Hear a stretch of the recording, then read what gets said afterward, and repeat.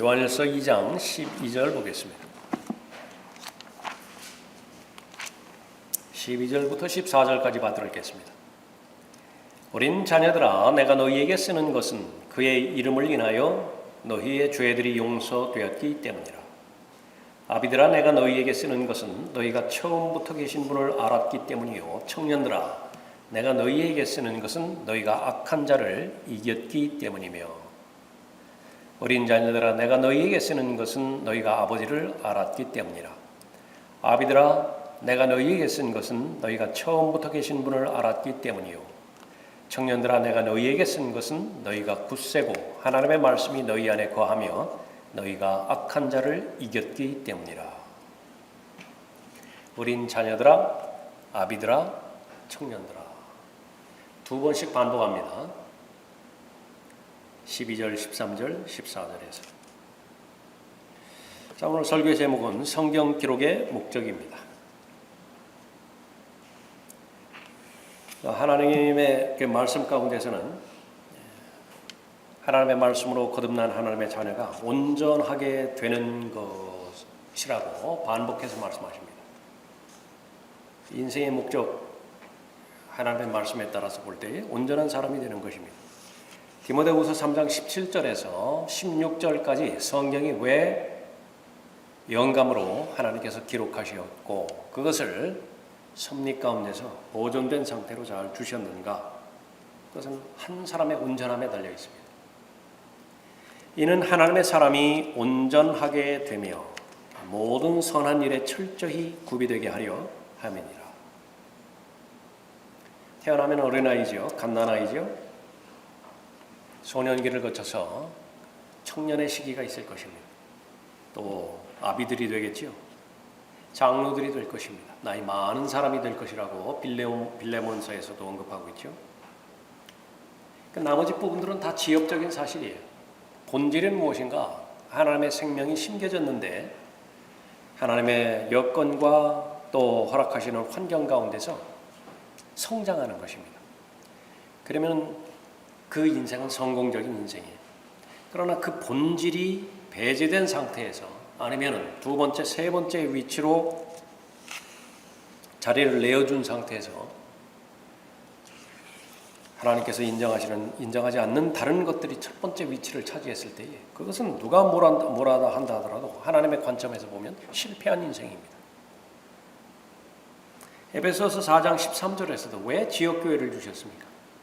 왜 목사와 교사를 주시었고 또 사도들과 선지자들 위에 그렇게 교회를 세우셨어요?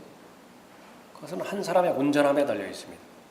온전한 사람이 되어 그리스도의 충만하심에 장성한 분량에까지 이르게 하려 하심이라. 성경이 기록된 목적이에요. 성경이 가르쳐지는 목적이고 또 설교되어지는 목적이죠.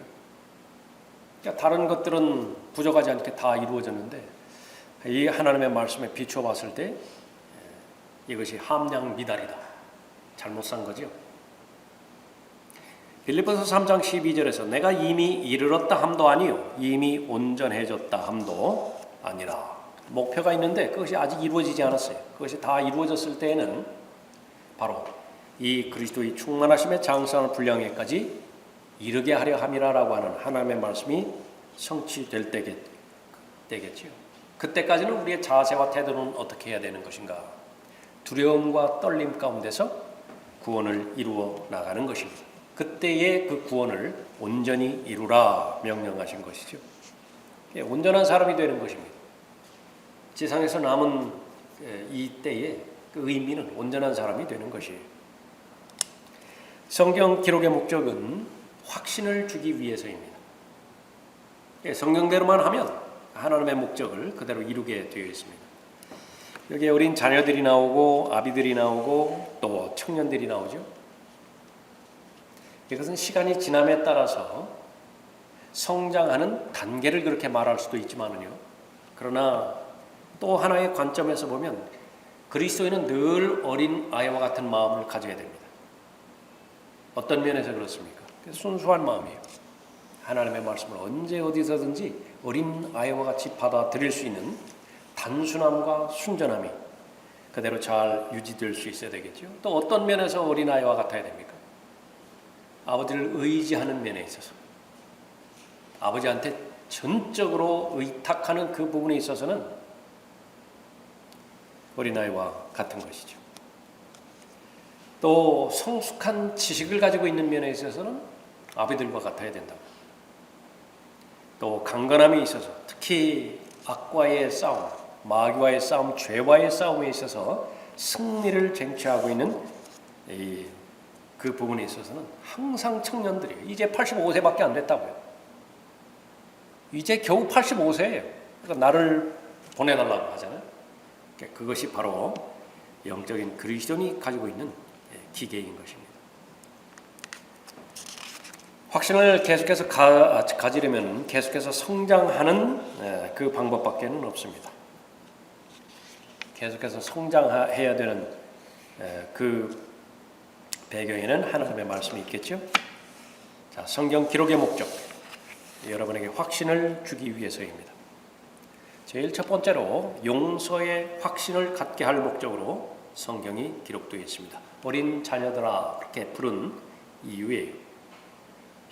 어린 자녀들아, 내가 너희에게 쓰는 것은 하나님의 이름으로 인해서, 예수 그리스도의 이름으로 인해서 너희의 죄들이 용서되었기 때문이라 그랬습니다. 또 반복하는 것은 바로 너희가 아버지를 알았기 때문이라 언급하고 있죠. 죄들이 용서되었다라고 하는 사실을 알 때에 비로소 확신을 갖게 되어지는 것이죠. 그러면 더욱더 아버지를 잘 알게 되는 것이에요. 제일 먼저 성경을 통해서 알려주시는 진리는 죄들이 용서되었다라고 하는 사실입니다. 하나님 앞에 드려야 되는 감사 가운데 하나가요. 지속적으로 드려야 되는 감사가 바로 성도의 유업의 동참자가 되기에 합당하게 해주심을 감사하는 것이라고 말씀하거든요. 제일 먼저 우리가 하나님의 은혜 가운데 늘 머물러 있기 위해서는요, 기도도 배워야 되죠. 기도 가운데서 가장 중요한 기도는 어떤 것이냐면 하나님의 말씀을 통해서 계시된 기도예요.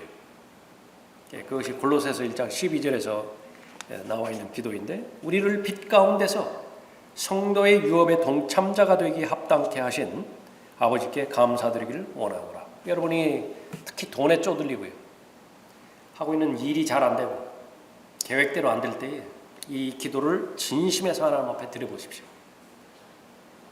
거의 대부분 다 해결되는 거예요. 내 계획대로 이루어지면 좋아요. 그러니까 이루어지지 않는다 하더라도 나는 이미 하나님 안에서 서 있는 확보된 위치가 있다고요. 하나님의 상속자이고 아들과 함께한 공동 상속자예요. 그 유업의 동참자가 되기 합당하게 해주셨어요. 이미 내 것이라고. 그러니까 그것을 마땅히 주장하고 누리고 확신할 때에 영적으로 흔들리지 않는 것이죠. 그런 기도를 할 수 있는 배경은 무엇입니까? 그분께서 우리를 흑암의 권세로부터 구하여 내셔서 그분의 사랑하는 아들의 나라로 옮겨주셨으니 그 안에서 우리가 그의 보혈을 통하여 구속 곧 죄들의 용서함을 받았느니라. 어린 자녀들에게 말하는 것입니다. 용서되었다라고 하는 사실을 알게 할 목적으로 이 글을 쓴다라고 언급하는 거죠.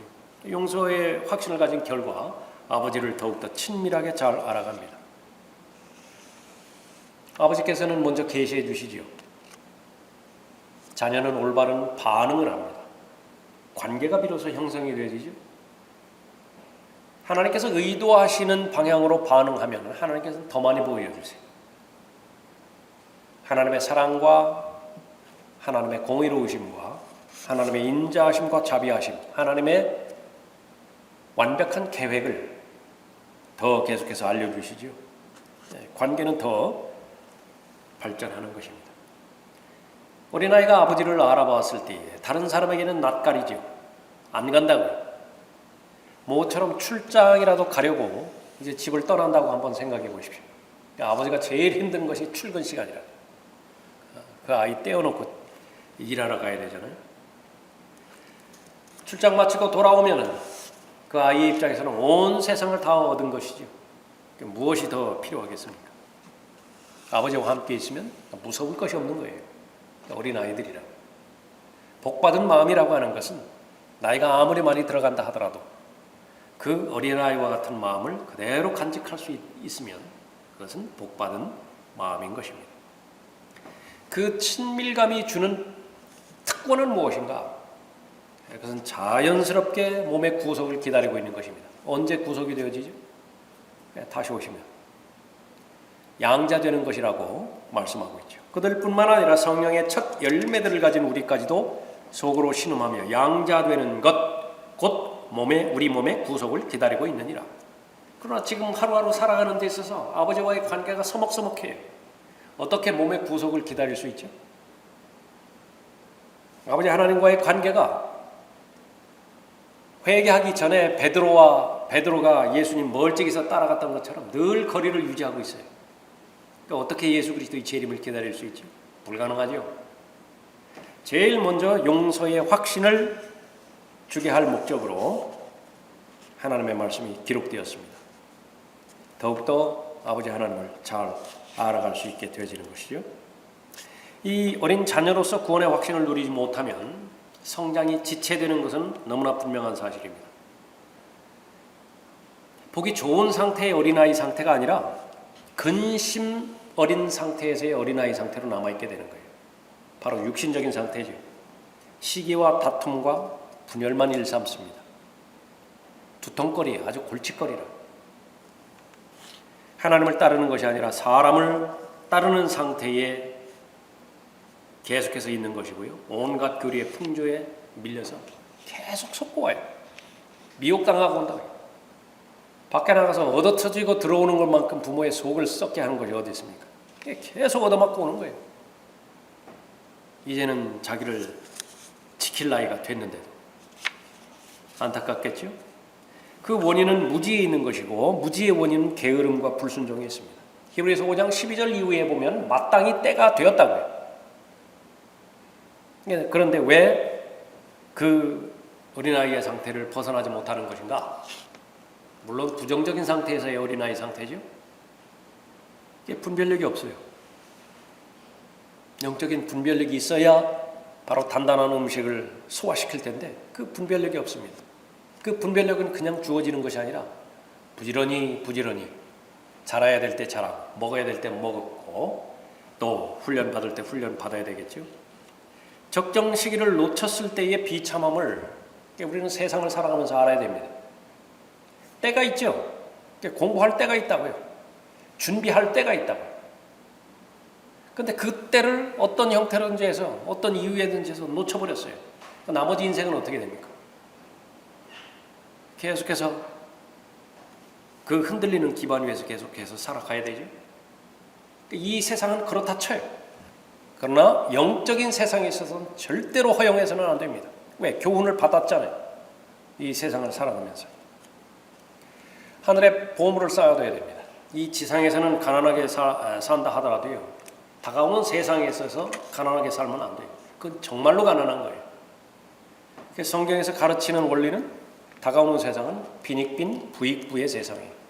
그래서 지금 쪼들리고 사는 삶은요. 이 지상에서 그냥 만족해야 돼요. 더 다가오는 세상에서 쪼들리고 살면 안 된다. 하늘에 반드시 보물을 쌓아놔야 되죠. 그 방법에 대해서는 성경을 통해서 여러 방면에서 구체적으로 원리와 원칙들을 기록해 놓으신 것입니다. 마당 수영장이 있다고 한번 가정해 보시죠. 그것을 평탄하게 메꾸어서 다른 용도로 써야 돼요. 그 위에 정원을 만든다든지 큰 돌을 갖다 놨죠. 아주 매끈한 자갈들을 갖다 놨죠. 모래를 갖다 놨어요. 어떤 순서로 놓아야 됩니까? 당연하게 큰 돌을 먼저 놓아야 된다. 그 다음에 작은 자갈을 그 다음에 넣어야 되죠. 나머지는 모래로 마무리 쳐야 된대. 그 순서가 바뀌면 어떻게 돼요? 그 순서가 바뀌면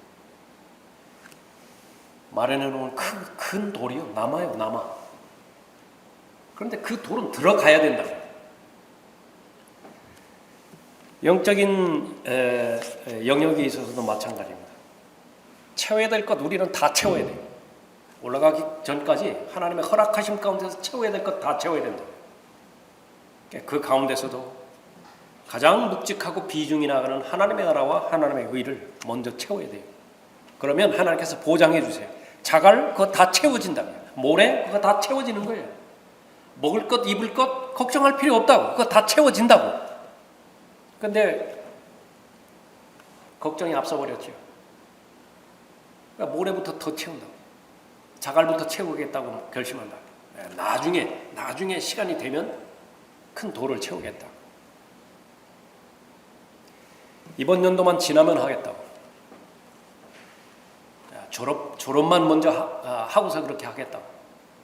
그러니까 수없이 많은 기다리는 일들이 있잖아요. 다음부터 하겠다고. 그러니까 내일 막이라고. 오늘 바로 개구리 치우라고 말씀드릴까요? 내일이니라. 하나님의 나라와 하나님의 의를 먼저 채워야 되는 것입니다. 먹을 것, 입을 것, 그것이 무서워서 두려워서 그 안에 먼저 채우면 결국 하늘의 보물을 쌓지 못하는 것이에요. 용서의 확신을 갖게 할 목적으로 성경이 기록되었죠. 어린 자녀들아 내가 너희에게 쓰는 것은 두 가지 목적으로 썼어요. 죄들이 용서되었다는 사실을 알려주기 위해서 기록했고요. 너희가 아버지를 알았기 때문에 기록했다 말씀하고 있죠. 그 아버지는 하나님의 자녀에게 어떤 자녀예요? 사람이 악하다 하더라도 주는 것이 아버지의 마음 아니에요? 하물며 영적인 하나님의 아버지겠습니까? 자, 성경 기록의 목적은 확신을 주기 위함이에요. 두 번째로 동행의 확신을 주게 할 목적으로, 갖게 할 목적으로 성경이 기록되었습니다. 아비들에게 쓴 글이죠. 아비들아, 내가 너희에게 쓰는 것은 두 번 반복합니다. 너희가 처음부터 계신 분을 알았기 때문이에요. 너희가 처음부터 계신 분을 알았기 때문이에요. 왜 반복하죠? 강조입니다. 자꾸 잊어버리니까. 자꾸 본질에서 벗어나서 별 가치 없는 것에 집착함으로 인해서 그 무궁무진한 능력을 한 번도 써보지 못하니까.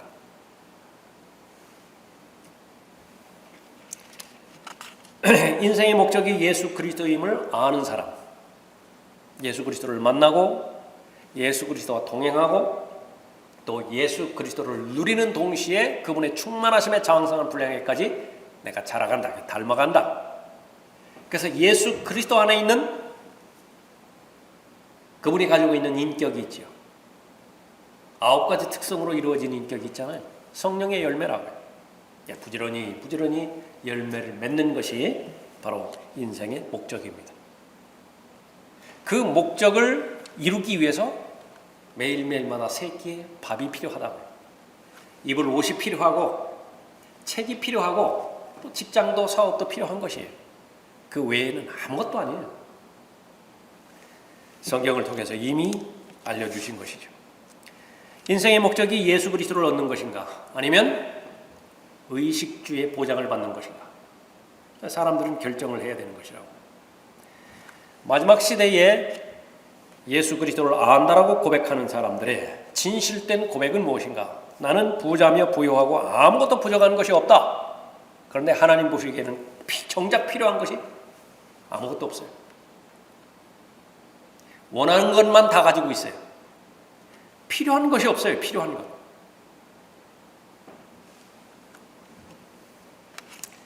건강, 좋은 학교, 좋은 직장, 결혼, 노후 대비 이것만 끝나면 인생에 있어서 기도할 것이 없다고 그렇게 마무리 짓는 사람들이에요. 세상에서의 성공은 라우디케아 교회의 고백과 일치되어지는 고백입니다. 더 나아가서 그것보다는 조금 낫지만은요, 영적인 인생의 목표를 영적으로 깨끗하게만 하는 데에 있다. 더러운 거 만지지 않고 죄와 연루되지 않고 영적으로 안정된 삶을 사는 것이다. 정기적으로 출석해서 하나님 앞에 경배드리고 또 하나님 앞에 기도도 하고요. 또 하나님의 말씀으로도 또 교제한다. 잘하는 것이지만 그러나 그것은 목표는 아니에요. 목표는 무엇입니까? 그러니까 열매를 맺는 것이에요. 목표는 무엇입니까? 전쟁에 직접적으로 가담해서 승리를 쟁취해야 되는 것이에요. 그 목적으로 정결하게 되었는데, 깨끗하게 되었는데 거기에 선을 그어서 목표로 삼아버렸다. 동행의 확신, 그 사람에게는 필요한 것입니다. 인생 전체를 하나님의 관점에서 관조할 수 있는 사람, 멀리 볼 수 있는 사람이죠. 하나님의 관점에서 인생을 바라볼 수 있는 사람, 하나님의 부르심에 동의하고 또 그 부르심에 따라서 사는 사람입니다. 아브라함의 경우를 보면 이들은 모두 믿음 안에서 죽었으나 모두가 그 약속들을 받은 것은 아니로되 멀리서 그것들을 보았고 확신하여 소중히 간직하였으며 또 이 땅 위에서 타국인이요 순례자라고 고백하였느니라. 이 고백을 하면 이제 동행하는 확신이 있어요.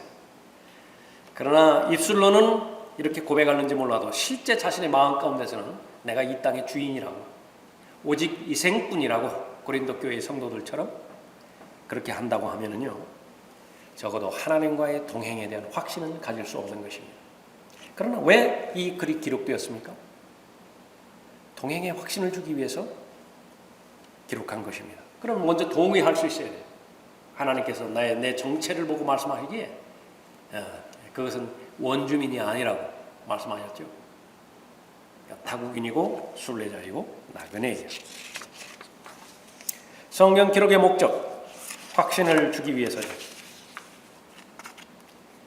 마지막 세 번째로 승리의 확신을 갖게 할 목적으로 성경이 기록되었습니다. 청년들의 비유에서 말씀을 주신 것입니다. 청년들아, 내가 너희에게 쓰는 것은 너희가 악한 자를 이겼기 때문이며 너희가 굳세고 하나님의 말씀이 너희 안에 거하며 악한 자를 이겼기 때문이라. 가장 적극적인 역할을 말씀하는 것일 수도 있겠습니다.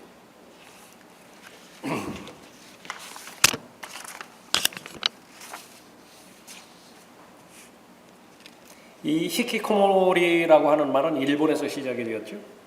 은둔형 외톨이라고 하는 말입니다. 한국에서도 가볍게 넘기지 못할 상황이 됐어요. 완전한 계산은 나오지 않았지만요, 최소한 31만 명으로 그렇게 추정되지는 청년 히키코모리가 있다고 합니다. 그 한 사람의 예를 기록한 내용이에요. 그 사람의 내용입니다. 34세 된 사람인데, 하루는 책상 위에 쓰레기가 놓여 있는데 그걸 치우고 싶어도 손이 안 움직이더라고요. 쓰레기를 휴지통에 버리는 건 정말 일상적인 간단한 행동이잖아요. 그런데 그게 안 되는 거예요. 몸에서 거부 반응이 오더라고요. 정말 무서웠어요. 그때 깨달았어요. 내가 정말 심각한 상태에 놓여 있구나. 사회에 발을 내디딘 뒤에 첫 번째 직장에 실패를 했다고 합니다.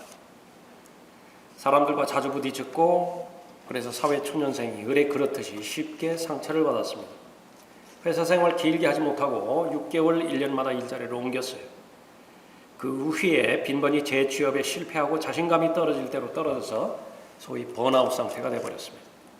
잠시만 쉬자 하면서 방 안에 틀어박힌 것이 그 몇 년이 될 줄은 몰랐다는 것입니다. 제일 무서운 것은 무기력의 덫이라고 합니다. 처음에는 방에서 게임도 하고 인터넷 서핑도 즐겼는데 몇 개월이 지나지 않아서 판단력이 흐려지고 모든 일에 무감각해지는 상태가 찾아왔다고 합니다. 나중에는 컴퓨터도 하잖아요. 누워서 잠을 자는데 심할 때는 이틀 계속해서 잠을 자기도 했는데 놀랍게 그렇게 되더라는 거예요. 방에서 나가야 되겠다라고 하는 에너지 자체가 없어져 버렸고 무기력하고 땅속으로 꺼지는 듯한 느낌이었다, 그렇게 말을 합니다. 여러분에게 시간이 무한정 주어졌다. 이 사람처럼 되는 사람들도 있고 그렇지 못한 사람도 있어요.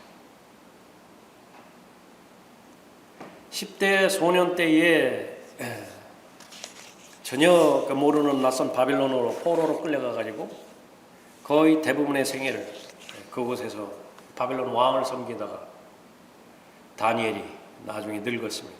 느부갓네살이 죽고 또 바빌론이 멸망하기까지의 23년의 기간이 있는데 그때에는 소위 성경에서 침묵의 기간이라고 그렇게 보기도 합니다. 다니엘이 활동이 없어요. 23년간. 뭐 했을까요? 정말로 최고의 시간을 누린 거예요. 다니엘은. 그 시간이야말로 모세의 글들을 공부하는 것을 포함해가지고 예레미야 책도 그렇게 봤었죠. 그 당시에 존재했었던 모든 시편들, 선지서들 얼마만큼 그렇게 또 집중적으로 하나님 앞에 기도했겠습니까? 그런데 그 모든 것들이 무엇에 의해서 나온 것이냐면 청년 때의 훈련이에요. 소년기간 때의 훈련이라고.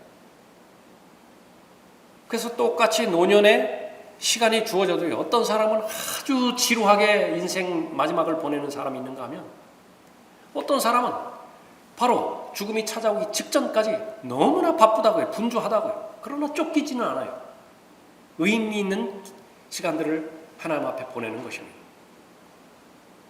라크만 목사님도 어디선가 말씀하셨어요. 시간이 주어져요. 성경 보는 절호의 기회예요. 구령할 수 있는 절호의 기회예요. 그러다 보면 하나님께서 일도 주신다는 겁니다. 그러다 보면 하나님께서 진로도 인도해 주신다는 거예요. 거기에 실패해버리면 이제 조금 전에 살펴봤던 수영장 쌓기의 우선순위에 이미 바뀌어져 버렸기 때문에 아무것도 하지 못하는 것이에요. 이 히키코모리가 무서운 것인데요. 이보다 더 무서운 것이 영적 히키코모리에 걸려든 청년들입니다. 영적으로 무능력한 상태, 영적으로 무기력한 상태. 어디까지 가느냐? 기도할 능력까지도 없어요. 이제 본인 스스로가 기도할 능력까지도 없어요. 이것이 바로 라오디키아시의 마지막 때 살고 있는 배교의 물결에 휩쓸린 교회들입니다. 성경이 왜 기록되었습니까? 본연의 위치를 찾아가라. 청년들아, 내가 너희에게 쓰는 것은 왜 쓰는 것이에요? 승리의 삶을 위해서 예수 그리스도께서 오신 것이고 그 승리의 삶을 보장해 주는 것이 바로 기록된 하나님의 말씀인 것인데 계속해서 나의 진리의 말씀으로 믿고 주장하고 실행하라고 말씀하고 있는 것이죠. 우리가 치러야 되는 전쟁, 육신과의 전쟁입니다. 죄와의 전쟁이죠. 세상과의 전쟁이고 마귀들과의 전쟁입니다. 특히 마귀들의 교리들과의 전쟁이에요. 이 무수히 많은 전쟁을 치르는 데 있어서 준비되지 않은 사람이 전쟁을 치를 수 있는 것인가? 불가능하죠. 얼마만큼 성경에 군사로 훈련되고 또 군사로 훈련시켜야 되는 것에 대해서 강조를 하고 있습니까? 내가 진리의 말씀을 올바로 나누어 자신이 하나님 앞에 부끄럽지 않은 일꾼으로 인정받도록 공부하라, 훈련하라 그 말이에요. 성경에서는 하나님의 그 말씀을 칼이라고 말씀하셨죠. 그것은 전쟁 무기예요. 사용 방법을 알아야죠. 당장 요한일서 1장부터 시작해서 하나님의 예수 그리스도의 보혈을 어떻게 적용할 것이냐, 어떻게 예수 그리스도의 피를 지금 현재까지도 사용할 수 있는 것이냐 알아야죠. 배워야죠. 훈련해야 되죠. 습관이 되어야 되죠. 그러면 승리한다. 그것을 출발점으로 해서 얼마만큼 하나님의 전신 갑옷에 대해서 익숙해져 있고 능수능란하게 마치 내 지체 가운데 일부인 것처럼 칼이 손에 들러붙어서 칼 자체가 내 손의 일부인 것은 그렇게 사용할 수 있는 것인가? 그렇게 할 수 있다고 확신을 주는 것이죠.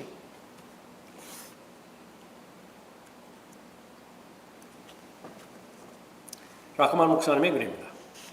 군사로 모집된 하나님의 자녀로서 그리스도인은 영적으로 싸우는 법을 배워야만 한다. 적들이 누구인지를 배워야 하고 장비 목록에 대해 배워야 하고 적을 다루는 기술, 실행에서 싸우는 법을 배워야만 한다. 미국에 있는 90% 이상의 교회의 문제점들은 회중 각각의 믿는 자들이 결코 싸우는 법을 배우지 못했다는 사실이다.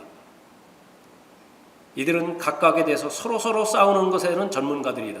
무슨 말인지 알죠? 치고받는 데는 명수들이라.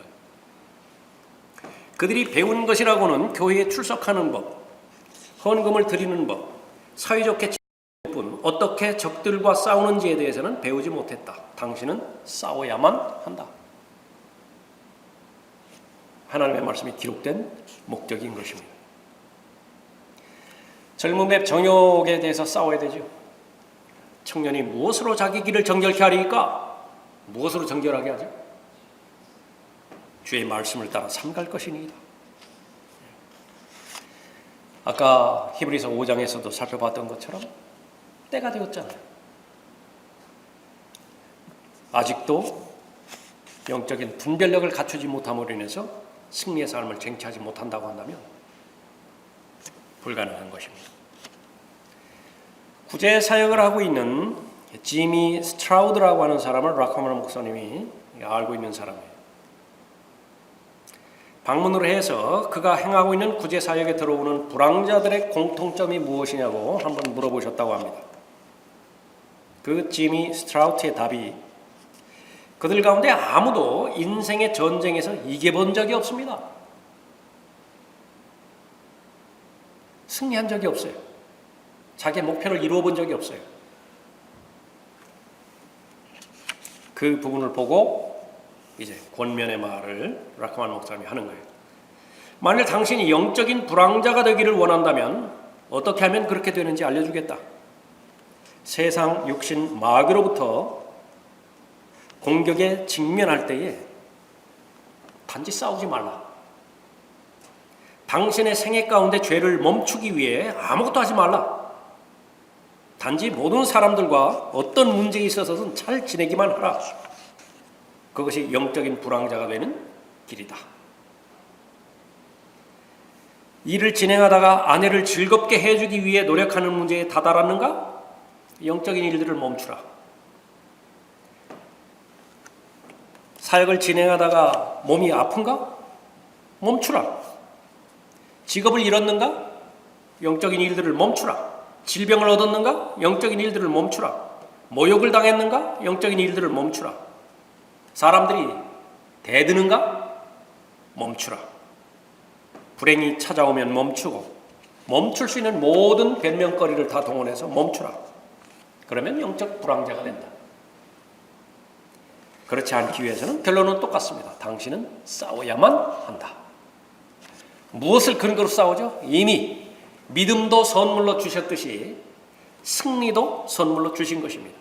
이미 승리는 쟁취되었다고요. 그 사실을 믿고 여기고 하나님께서 허락해 주시는 삶의 현장 가운데서 첫 발을 내디디면 되는 것이 그 힘을 기록된 말씀을 통해서 우리에게 주시는 것입니다.